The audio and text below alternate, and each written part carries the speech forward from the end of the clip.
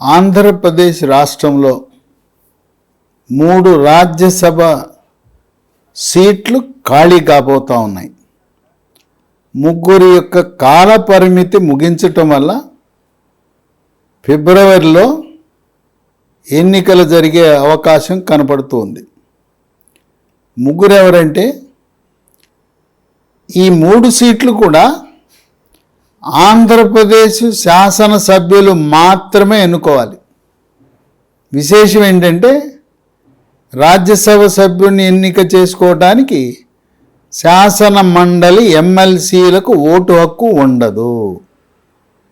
ఈ ముగ్గురు రిటైర్మెంట్ అయిన వాళ్ళు, కాల పరిమితి ముగిసిన వారు ఎవరంటే తెలుగుదేశం పార్టీ తరపున ప్రముఖ సీనియర్ న్యాయవాది కనకమేడల రవీంద్ర కుమార్.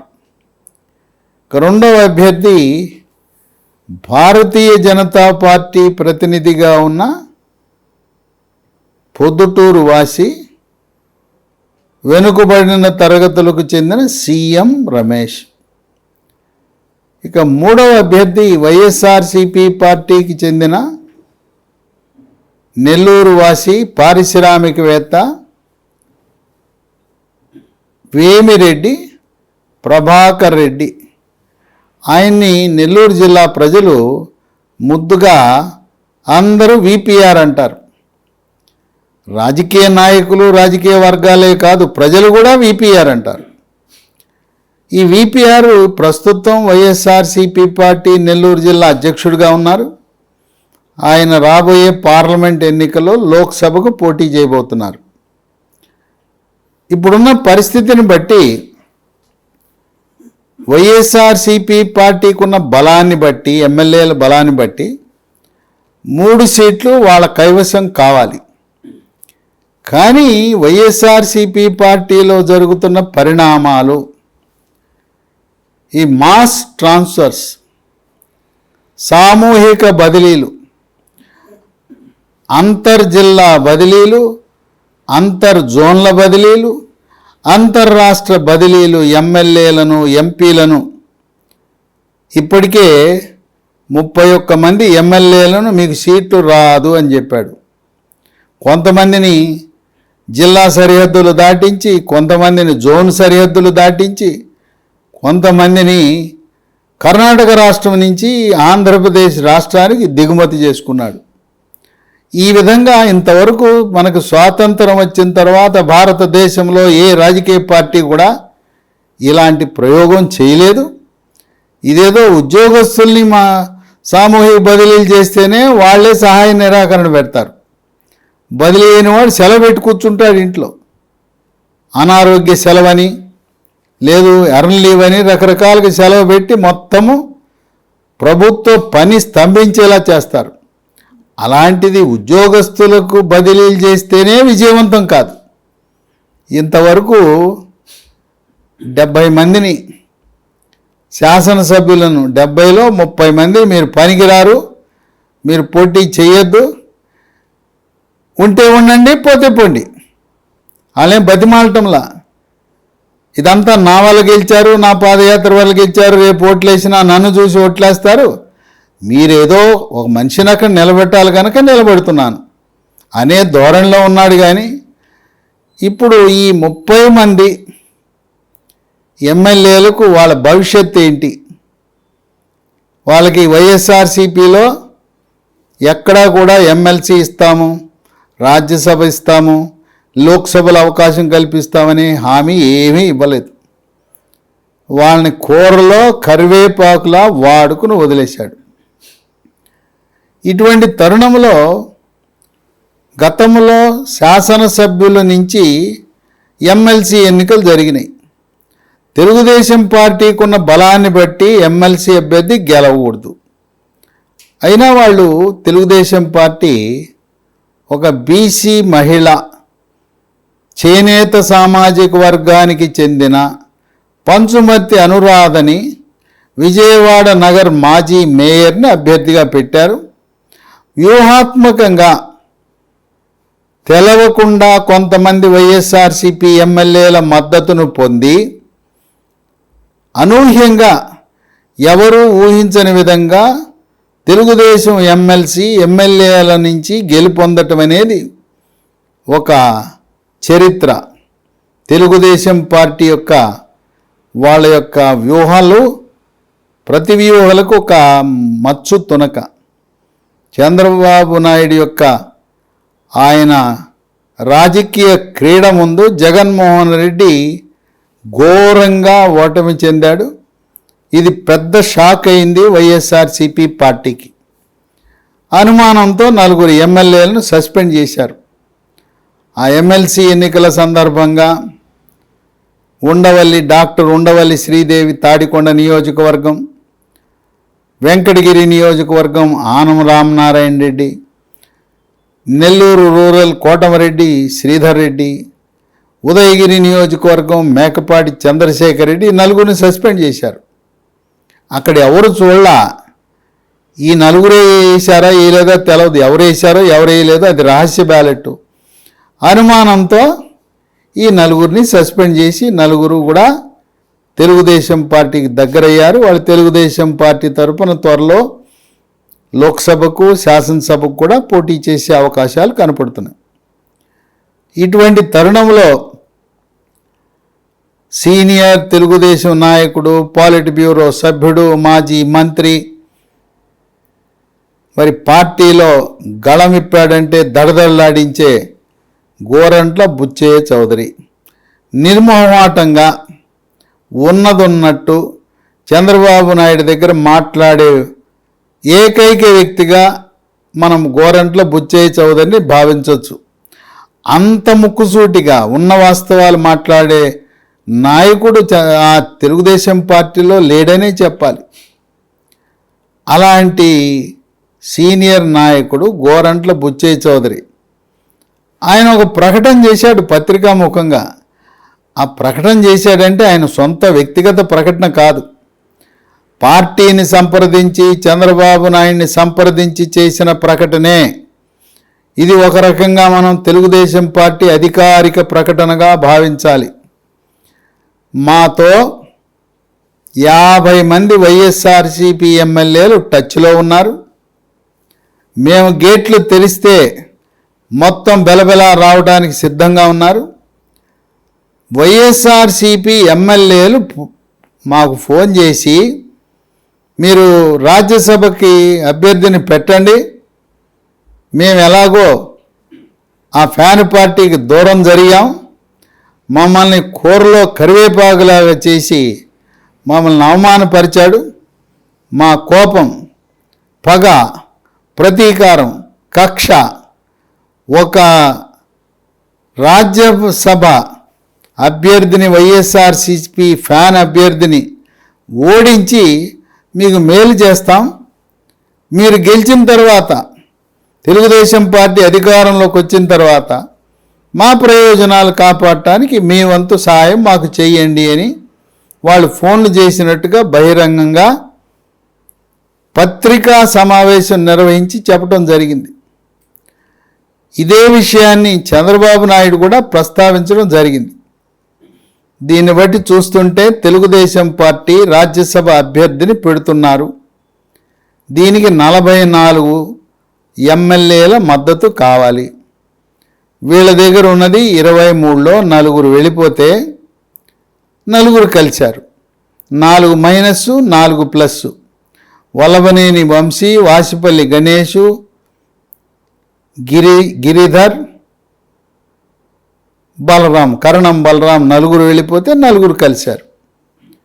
ఇంకొక విచిత్రమైన విషయం ఏంటంటే విశాఖ స్టీల్ ప్లాంటు ప్రైవేటీకరణ చేయకుండా ఉంచాలి, కేంద్ర ప్రభుత్వమే నిర్వహించాలి అని చెప్తూ 3 సంవత్సరాల క్రితం గంటా శ్రీనివాసరావు తన రాజీనామా పత్రాన్ని సమర్పిస్తే విశాఖ ఉత్తరం ఎమ్మెల్యేగా దాన్ని అలానే పెట్టి ఇప్పుడు ఆకస్మికంగా దాన్ని ఆమోదం తెలిపి ఈ రోజున 3 ఏళ్ల తర్వాత ఆయనకి నోటీసు కూడా ఇవ్వకుండా మీ యొక్క రాజీనామా ఆమోదిస్తున్నాం, ఇక మీదట మీరు శాసనసభ్యుడు కాదు అని ప్రకటించారు. ఆళ్ల రామకృష్ణారెడ్డి మంగళగిరి శాసనసభ్యత్వానికి రాజీనామా చేశాడు. ఇంకా ఆ రాజీనామా ఆమోదం పొందినట్టు ప్రకటించలేదు. కనుక అది కూడా ఆమోదిస్తే 2 మైనస్ అవుతాయి. 2 మైనస్ అయినా గంటా శ్రీనివాసరావు పోయినా ఎవరైతే 31 మందిని సీట్లు నిరాకరించిన ఎమ్మెల్యేలు, ఆ జాబితా చాలా చాంతాడంత జాబితా. కాపు రామచంద్రారెడ్డి రాయదుర్గం, తిప్పన నాగిరెడ్డి గాజువాక, కోడుమూరు డాక్టర్ దంతవైద్యుడు డాక్టర్ సుధాకర్, అమలాపురం కొండేటి చిట్టిబాబు, పత్తిపాడు పూర్ణప్రసాద్, పత్తిపాడు అంటే తూర్పుగోదావరి పత్తిపాడు, పిఠాపురం పెండెం దొరబాబు, పెనమలూరు పార్థసారథి, తిరువూరు రక్షణనిధి, చింతలపూడి ఎలీజా, ఆలూరు మంత్రి జయరాం, నందికొట్కూరు ఆర్థర్, పలమనేరు ఎంఎస్ బాబు, ఇలా 31 మంది మద్దతు ఇవ్వడానికి సిద్ధంగా ఉన్నారు. కావలసిన ఎమ్మెల్యేలు 44. ఆ విధంగా మళ్ళీ ఒక ఘోర పరాభవాన్ని చవి చూడబోతా ఉంది వైఎస్ఆర్సీపీ పార్టీ. జగన్మోహన్ రెడ్డి ఆయన ఏం చేయాలో దిక్కుతోచని పరిస్థితి ఉత్పన్నమైంది. కొంతమంది సీట్లు ఇవ్వనున్న ఎమ్మెల్యేని మళ్ళీ పిలిపించుకుని లేదా ఫోన్లో మాట్లాడుతూ, లేదు మళ్ళీ సర్వే చేస్తున్నా, మీ పేరు మళ్ళీ పరిశీలిస్తున్నా, మీరు తప్పు చేయబాకండి, మీరు తెలుగుదేశం పార్టీ రాజ్యసభ అభ్యర్థికి ఓటు వేయొద్దు అని చెప్పి వాళ్ళను దువ్వుతున్నారు. వాళ్ళకి కాపు రామచంద్రారెడ్డి బాధాతప్తర హృదయంతో అక్కడ ఆయన జగన్మోహన్ రెడ్డి నివసిస్తున్న భవనానికి ఆయన ఒక 5 నిమిషాలు మాట్లాడతానంటే ఆయన కనీసము కాపు రామచంద్రారెడ్డి అంటే ఆయన రెడ్డి కాదు, బీసీ సామాజిక వర్గం, బీసీలకు ఘోర అవమానం జరిగిందిగా అట్లుగా భావిస్తున్నారు.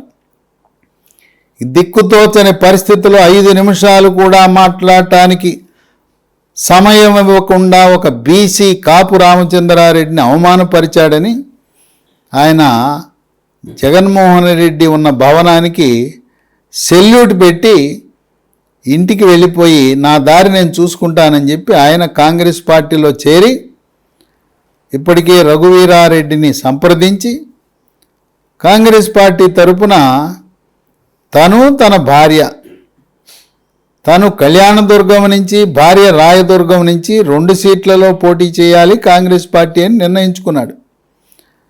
ఆ విధంగా బీసీలను నామకే వాస్తే పదవులు ఇవ్వటం, పవర్ ఉండదు, పవర్లెస్ పదవులు ఇవ్వటంలో జగన్మోహన్ రెడ్డి ఎక్స్పర్ట్.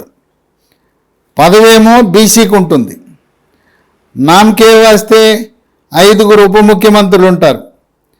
5 ఉప ముఖ్యమంత్రులున్నా మొత్తము పవర్ అంతా కూడా ఎవరి చేతుల్లో ఉంటుంది?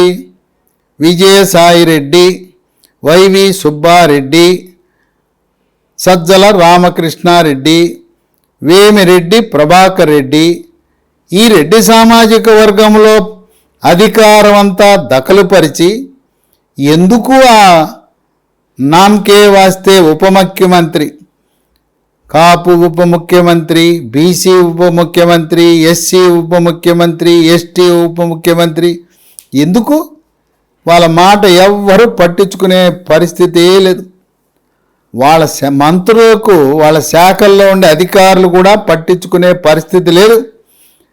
సీఎం కార్యాలయంలో ఉండే రెడ్డి సామాజిక వర్గానికి చెందిన అధికారులు వాళ్ళే ఈరోజు ప్రభుత్వాన్ని నిర్వహిస్తున్నారనే ఆరోపణలు ఎదుర్కొంటా ఉంది వైఎస్ఆర్సీపీ ప్రభుత్వం.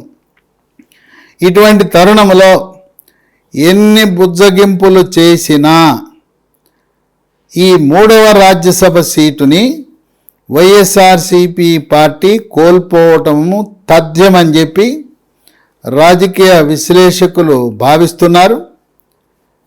మరి ఇన్ని రాజకీయ పార్టీలు, ఇంత అనుభవం ఉన్న వాళ్ళు ఉన్నారు, జాతీయ పార్టీలు, ప్రాంతీయ పార్టీలు. ఏకంగా 151 ఎమ్మెల్యేలు గెలిస్తే 70 మందికి స్థానచలనం, 10 మంది ఎంపీలకు వాళ్ళ యొక్క భవిష్యత్తు ప్రశ్నార్థకం. ఎంపీగా పోటీ చేస్తే 7 నియోజకవర్గాల నుంచి గెలిస్తే తీసుకెళ్ళి ఒక నియోజకవర్గానికి పరిమితం చేయటం, ఎమ్మెల్యే గొప్ప. కొంతమందికి అసలు నీకు సీటే, నీకు అర్హత లేదంటాం. ఈ విధంగా 70 మంది ఎమ్మెల్యేలను 10 మంది ఎంపీలను ఘోరంగా అవమానం చేసి, వీళ్ళు వివిధ సామాజిక వర్గాలకు చెందిన వాళ్ళు ఉన్నారు.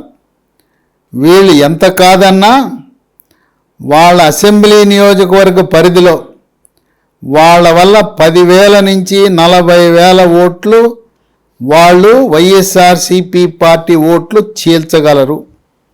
దీంట్లో ఈ సీట్లు రాని 31 మందిలో మెజారిటీ కాంగ్రెస్ పార్టీ తరపున పోటీ చేసి షర్మిల ఆధ్వర్యంలో ఈ కాంగ్రెస్ పార్టీ ఓట్లు ఎక్కడి నుంచి వస్తాయంటే వైఎస్ఆర్సీపీ పార్టీ. ఇవాళ వైఎస్ఆర్సీపీ పార్టీ ఏం కొత్తగా పుట్టుకొచ్చిందా? ఇది కాంగ్రెస్ పార్టీ నుంచి పుట్టిన పార్టీయే. తల్లి కాంగ్రెసు, పిల్ల వైఎస్ఆర్సీపీ పార్టీ. ఆ తానులో ముక్కే వైఎస్ఆర్సీపీ పార్టీ.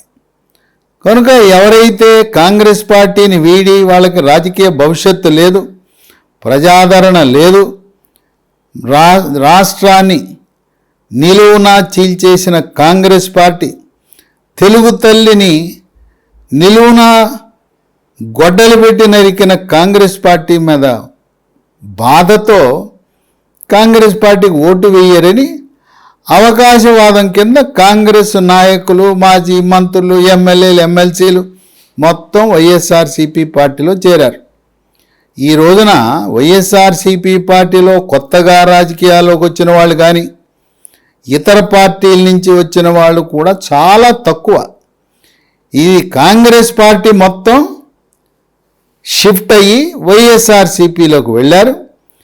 కనుక కాంగ్రెస్ పుంజుకుంటే, 1% ఉన్న కాంగ్రెస్ పార్టీ పుంజుకుంటే నష్టము పూర్తిగా జరిగేది వైఎస్ఆర్సీపీ పార్టీకే. 2019 ఎన్నికల్లో తెలుగుదేశం పార్టీకి 39% ఓట్లు, వైఎస్ఆర్సీపీకి 49% ఓట్లు వస్తే ఆ 10% ఇప్పుడు కాంగ్రెస్ పార్టీ బలం పుంజుకోవటం వల్ల 1% ఉన్న కాంగ్రెస్ 10% ఓట్లు సాధిస్తే ఆ మొత్తం ఓట్లన్నీ కూడా వైఎస్ఆర్సీపీ పార్టీ నుంచే నష్టపోతారు. షర్మిల వల్ల కాంగ్రెస్ పార్టీ పుంజుకోవటం వల్ల కాంగ్రెస్ పార్టీ 175 శాసనసభలకి 25 పార్లమెంట్లకు పోటీ చేస్తామని ప్రకటించారు. 24 జనవరి నుంచి దరఖాస్తులు జాతీయ కాంగ్రెస్ ప్రధాన కార్యదర్శి, ఆంధ్రప్రదేశ్ రాష్ట్ర కాంగ్రెస్ వ్యవహారాల ఇన్ఛార్జ్ మాణిక్యం ఠాకూర్ ఆయన దరఖాస్తులు తీసుకోవడం ప్రారంభించాడు. ఎమ్మెల్యే సీట్లకు, ఎంపీ సీట్లకు. ఆ విధంగా 175 సీట్లు, 25 లోక్సభ సీట్లు పోటీ చేస్తే పూర్తి నష్టం జరిగేది జగన్మోహన్ రెడ్డికి. అందువల్ల ఈ 31 మంది ఎమ్మెల్యేలు సీట్లు తిరస్కరించడం జగన్మోహన్ రెడ్డి ఊహించలా. షర్మిల ఇంత త్వరగా కాంగ్రెస్ పార్టీలో చేరి ఇంత ప్రాబల్యం పొంది మనం వద్దన్న ఎమ్మెల్యేలందరూ కాంగ్రెస్ పార్టీలో చేరతారని ఊహించలా. పడి ఉంటారులే, వాళ్ళకు వేరే మార్గం లేదు. జనసేన, తెలుగుదేశం, బీజేపీ వాళ్ళన్ని నియోజకవర్గాల్లో ఫుల్ ఉన్నాయి, ఖాళీలు లేవు. కనుక వాళ్ళ దగ్గరికి రానివ్వరు. ఈ వైఎస్ఆర్సీపీ పడి ఉంటారులే, ఆ నియోజకవర్గంలో సీటు ఇవ్వకపోయినా అక్కడే ఉంటారులేని. ఈరోజు సీటు రాని ఎమ్మెల్యే, ఎంపీల వల్ల వైఎస్ఆర్సీపీ పార్టీకి ఘోర నష్టం జరగబోతూ ఉంది. ఎందుకంటే 2019 ఎన్నికల్లో 50 నియోజకవర్గాలు గెలుపు ఓటమి 5,000 ఓట్లతోనే జరిగింది.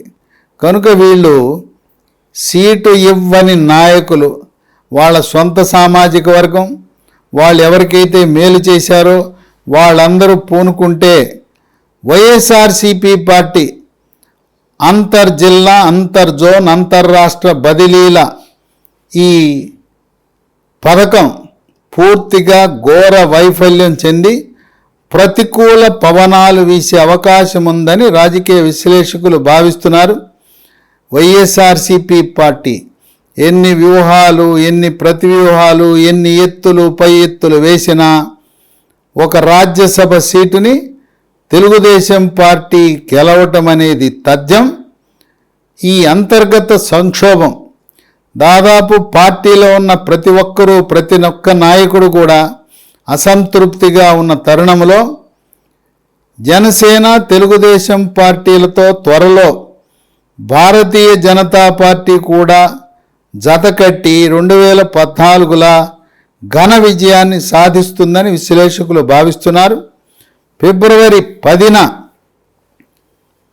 ఎన్నికల నోటిఫికేషన్ విడుదలయ్యే అవకాశం ఉన్నది.